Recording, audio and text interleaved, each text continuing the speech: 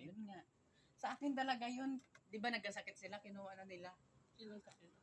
Ito guys yung place kung saan sila nagtatrabaho guys. Kasama si Butchoy. Ayan.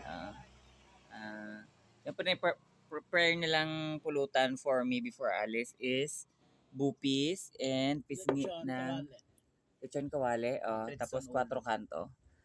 Puro na lang alak tong laman ng vlog ko ha. Pasensya na guys. Kasi wala talaga eh.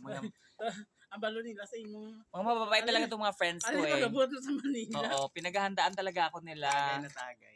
Nag-invite lang ako na sabi ko, pupunta ako Maynila, baka may magpainom. O buong week na yon puro inom. Kasi lahat ng bahay na pinupuntahan ko may alak na naka-ready. Pag buwi mo na lubos, wala ka na hartay.